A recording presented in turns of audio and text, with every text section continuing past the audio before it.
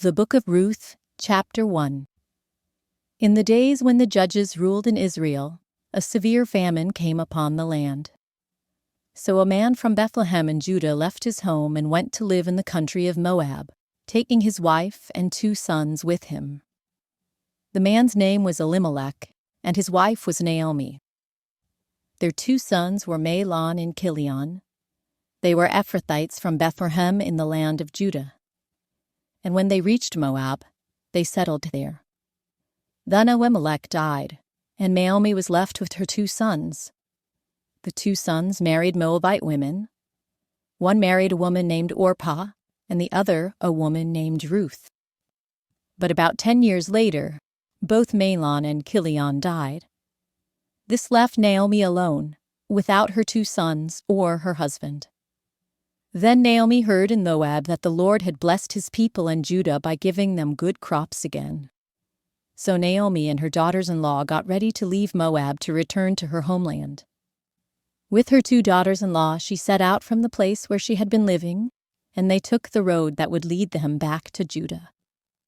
But on the way, Naomi said to her 2 daughters-in-law, "Go back to your mother's homes, and may the Lord reward you for your kindness to your husbands and to me. May the Lord bless you with the security of another marriage." Then she kissed them goodbye, and they all broke down and wept. "No," they said, "we want to go with you to your people." But Naomi replied, "Why should you go on with me? Can I still give birth to other sons who could grow up to be your husbands? No, my daughters, return to your parents' homes, for I am too old to marry again. And even if it were possible, and I were to get married tonight and bear sons, then what? Would you wait for them to grow up and refuse to marry someone else? No, of course not, my daughters. Things are far more bitter for me than for you, because the Lord himself has raised his fist against me." And again they wept together, and Orpah kissed her mother-in-law goodbye. But Ruth clung tightly to Naomi. "Look," Naomi said to her, "your sister-in-law has gone back to her people and to her gods. You should do the same." But Ruth replied, "Don't ask me to leave you and turn back. Wherever you go, I will go. Wherever you live, I will live. Your people will be my people, and your God will be my God. Wherever you die, I will die, and there I will be buried. May the Lord punish me severely if I allow anything but death to separate us." When Naomi saw that Ruth was determined to go with her, she said nothing more. So the 2 of them continued on their journey. When they came to Bethlehem, the entire town was excited by their arrival. "Is it really Naomi?" the women asked. "Don't call me Naomi," she responded. "Instead, call me Mara, for the Almighty has made life very bitter for me. I went away full, but the Lord has brought me home empty. Why call me Naomi when the Lord has caused me to suffer and the Almighty has sent such tragedy upon me?" So Naomi returned from Moab, accompanied by her daughter-in-law Ruth, the young Moabite woman. They arrived in Bethlehem in late spring, at the beginning of the barley harvest. Ruth, Chapter 2. Now there was a wealthy and influential man in Bethlehem named Boaz, who is a relative of Naomi's husband, Elimelech. One day Ruth the Moabite said to Naomi, "Let me go out into the harvest fields to pick up the stalks of grain left behind by anyone who is kind enough to let me do it." Naomi replied, "All right, my daughter, go ahead." So Ruth went out to gather grain behind the harvesters. And as it happened, she found herself working in a field that belonged to Boaz, the relative of her father-in-law, Elimelech. While she was there, Boaz arrived from Bethlehem and greeted the harvesters. "The Lord be with you," he said. "The Lord bless you," the harvesters replied. And Boaz asked his foreman, "Who is that young woman over there? Who does she belong to?" And the foreman replied, "She is the young woman from Moab who came back with Naomi. She asked me this morning if she could gather grain behind the harvesters. She has been hard at work ever since, except for a few minutes' rest in the shelter. Boaz went over and said to Ruth, "Listen, my daughter. Stay right here with us when you gather grain. Don't go to any other fields. Stay right behind the young women working in my field. See which part of the field they are harvesting, and then follow them. I have warned the young men not to treat you roughly. And when you are thirsty, help yourself to the water they have drawn from the well." Ruth fell at his feet and thanked him warmly. "What have I done to deserve such kindness?" she asked. "I am only a foreigner." "Yes, I know," Boaz replied. "But I also know about everything you have done for your mother-in-law since the death of your husband. I have heard how you left your father and mother and your own land to live here among complete strangers. May the Lord, the God of Israel, under whose wings you have come to take refuge, reward you fully for what you have done." "I hope I continue to please you, sir," she replied. "You have comforted me by speaking so kindly to me, even though I am not one of your workers." At mealtime, Boaz called to her, "Come over here and help yourself to some food. You can dip your bread in the sour wine." So she sat with his harvesters, and Boaz gave her some roasted grain to eat. She ate all she wanted and still had some left over. When Ruth went back to work again, Boaz ordered his young men, "Let her gather grain right among the sheaves without stopping her, and pull out some heads of barley from the bundles and drop them on purpose for her. Let her pick them up and don't give her a hard time." So Ruth gathered barley there all day, and when she beat out the grain that evening, it showed an entire basket. She carried it back into town and showed it to her mother-in-law. Ruth also gave her the roasted grain that was left over from her meal. "Where did you gather all this grain today?" Naomi asked. "Where did you work? May the Lord bless the one who helped you." So Ruth told her mother-in-law about the man in whose field she had worked. She said, "The man I worked with today is named Boaz." "May the Lord bless him," Naomi told her daughter-in-law. "He is showing his kindness to us as well as to your dead husband. That man is one of our closest relatives, one of our family redeemers." Then Ruth said, "What's more, Boaz even told me to come back and stay with his harvesters until the entire harvest is completed." "Good," Naomi exclaimed. "Do as he said, my daughter. Stay with his young women right through the whole harvest. You might be harassed in other fields, but you'll be safe with him." So Ruth worked alongside the women in Boaz's fields and gathered grain with them until the end of the barley harvest. Then she continued working with them through the wheat harvest in early summer, and all the while she lived with her mother-in-law. Ruth, chapter 3. One day Naomi said to Ruth, "My daughter, it's time that I found a permanent home for you, so that you will be provided for. Boaz is a close relative of ours, and he's been very kind by letting you gather grain with his young women.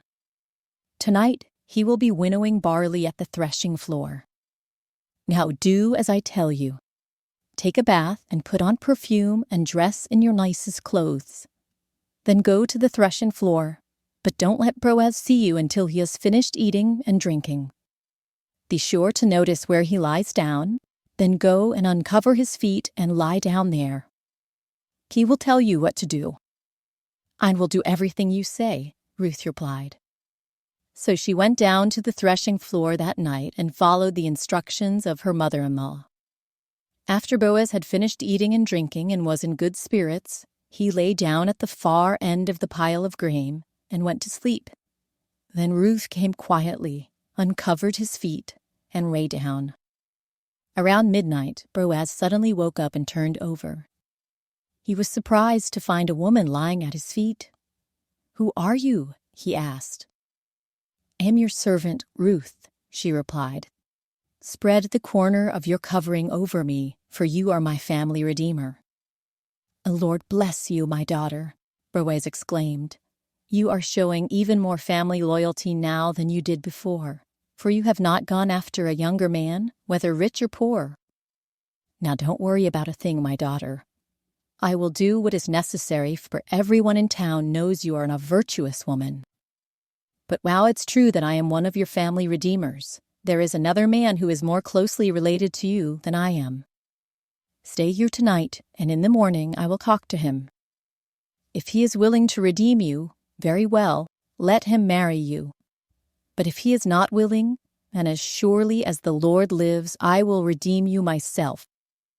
Now lie down here until morning." So Ruth lay at Boaz's feet until the morning, but she got up before it was light enough for people to recognize each other. For Boaz had said, "No one must know that a woman was here at the threshing floor." Then Boaz said to her, "Bring your cloak and spread it out."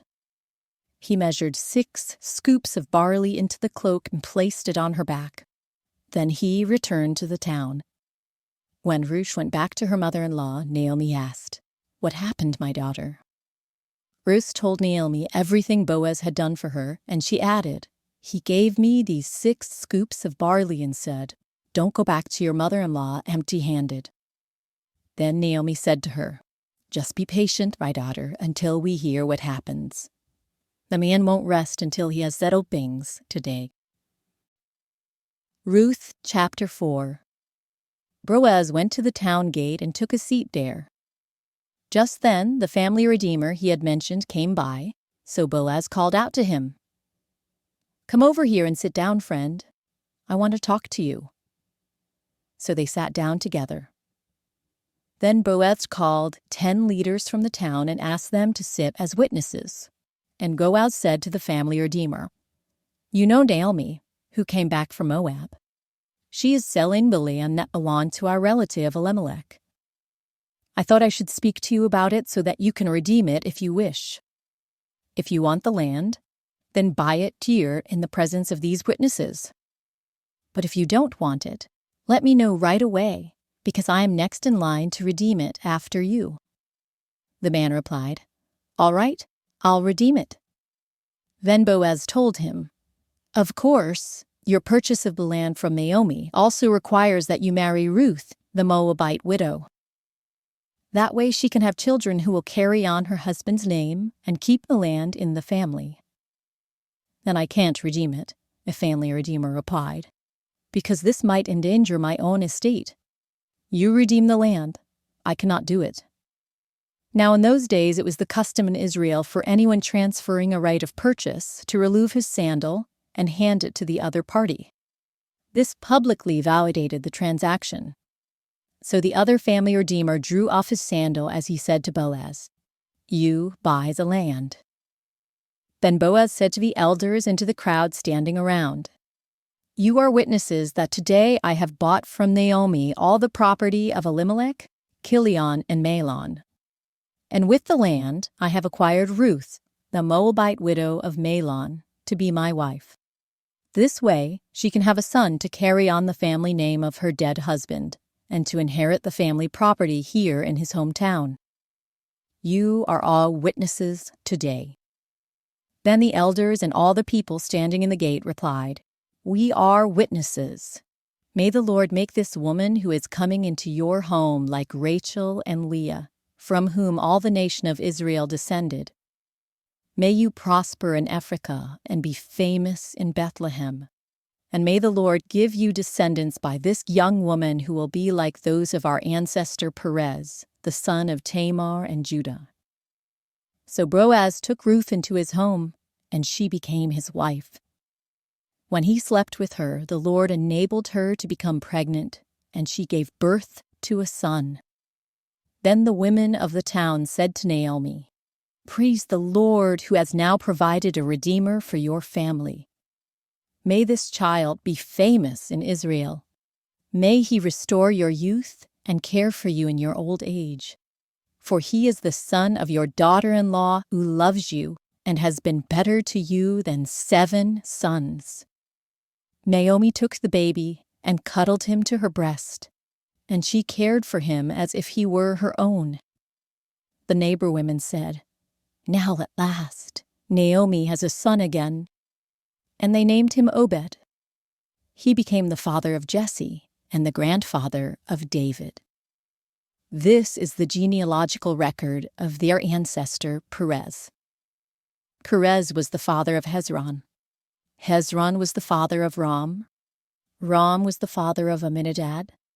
Amminadab was the father of Nahshon. Nahshon was the father of Salmon. Salmon was the father of Boaz. Boaz was the father of Obed.